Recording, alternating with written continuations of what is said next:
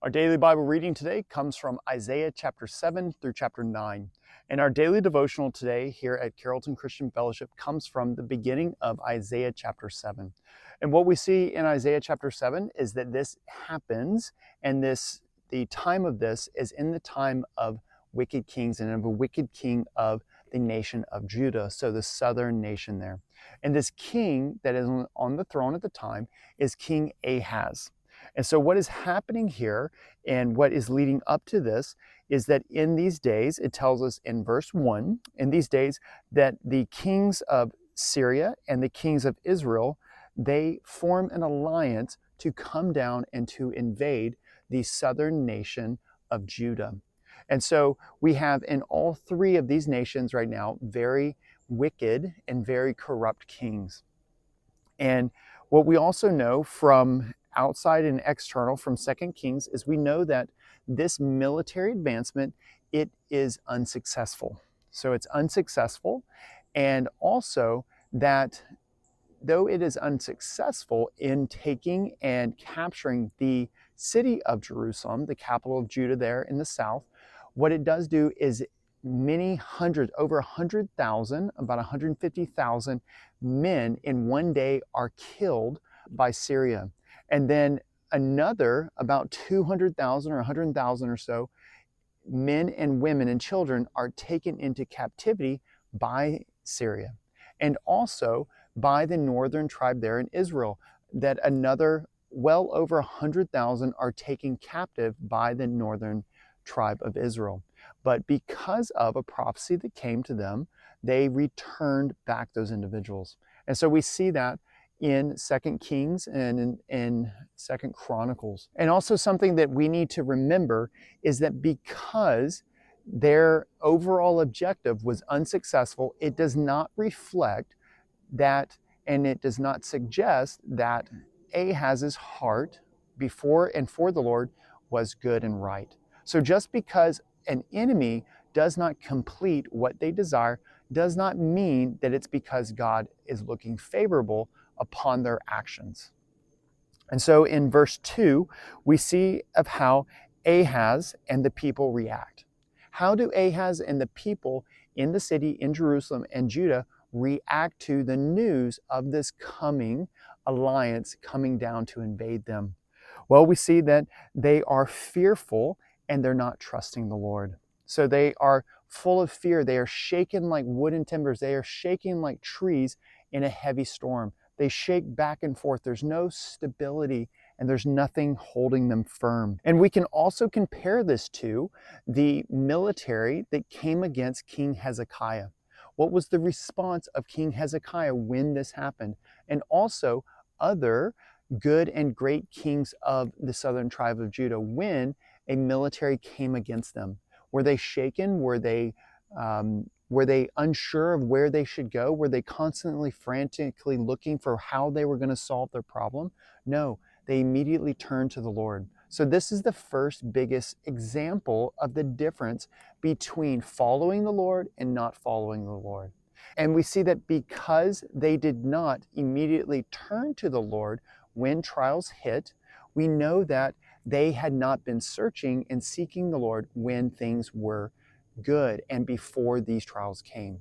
But when we look at King Hezekiah and the other good and great kings, when those trials came and war came to their door, they immediately, because they were already and had already been going forward and searching and seeking the Lord, they immediately went to that. And so that should be an example for us, is what confirms our time and our season that we had just done. What confirms the season of peace or of prosperity of that we had just done, of whether or not it was for the Lord and whether or not our attention was on the Lord? Well, when it comes time for commitment to the Lord in the trialing times, where does our commitment and where does our focus go to when trials come? Do we stand fast in the Lord? Do we seek the Lord when trials come? Or do we seek more of what has been our attention over the past? Because see, when trials come, you will always go to what answered the call when there were no trials. You'll always do that. You'll always go back to and seek out what you were seeking when the days were golden and merry. And so just as we are going through this time that we are going through right now in our nation and also in our economy and all across the world, where are you turning now that confusion is setting in? Where are you turning? Are you turning to the Lord, or are you turning to other things? Well, guess what? The best litmus test for knowing where your attention and focus has been before this time, since about, let's say 2020, where has your focus and attention been? Well, the best litmus test is where's your focus and attention naturally driving you to focus on now that the times are getting tough. So if you're finding that it's not going to the Lord, it's just a simple change of direction, just as we're going to see here in verse 9 what the Lord offers and what the Lord says to Ahaz through the prophet Isaiah. And then we see in verses 3 through 8, we see that the Lord was not shaken. So the Lord was not shaken by the army of Israel and Syria. The Lord was not shaken. The Lord was not confounded. The Lord was not dumbfounded. The Lord was not caught off guard and surprised that these armies came. But instead, the Lord offered to do something. The Lord gave a covenant, a promise to the nation there of Judah and to King Ahaz. And we see that Ahaz in verse 9, that Ahaz had a choice. Ahaz had a choice to make here in what we see in the first 9 verses of chapter 7. Ahaz had a choice to trust the Lord to deliver or to trust in something else. Ahaz had a choice. What are you going to trust in to deliver you? And the Lord says, if you will trust me, you will be established. But if you do not, you will not. So the Lord tells him, hey, here's my promise to you. And the commitment that I ask of you is that you will trust me. I will deliver you. I will establish you, but you need to trust me. And so we see that instead, what Ahaz does, we see in 2 Kings chapter 16, verses 7 through 8.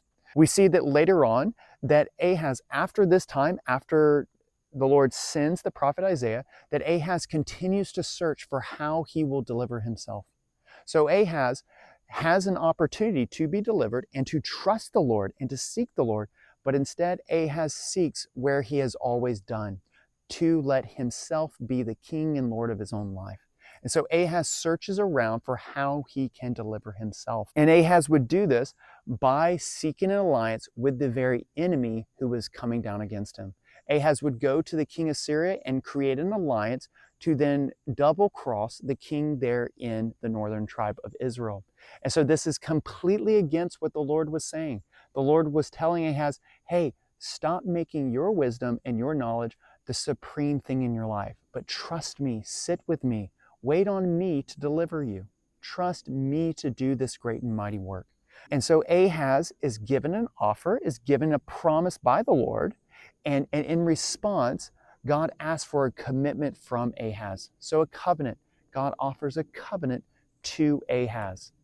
And sadly, we see that Ahaz does not take the Lord up on that, and that Ahaz does not seek the Lord or spend time with the Lord. And so I hope this will be an encouragement with you, that as we're going through these days and seasons that we're going in, and as trials and tribulations and difficulties arise, no matter where you've been searching and seeking in the past, no matter where you've been searching and seeking the past couple of years, hey, that's in the past. That's where it is. But the Lord is speaking to you, and the Lord is constantly prodding on your heart. Seek and trust me. Allow me to deliver you through this trial and time. Allow me to give you the wisdom, the knowledge, understanding, and direction in this season that is coming. And so I hope that this will be an encouragement to you to step out and trust the Lord.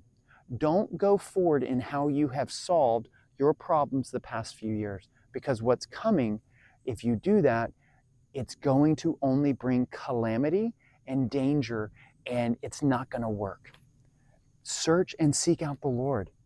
No matter what it is, no matter if you've never searched the Lord and sought the Lord before, no matter if you're a Christian or not, search out the Lord, search out Jesus, search out a relationship with Jesus, and wait on Jesus. Spend time with Jesus, spend time in His Word, and wait for Him to deliver you in the seasons that are coming. So I hope again that this will be an encouragement to you, and we look forward to seeing you tomorrow. So take care, have a blessed one.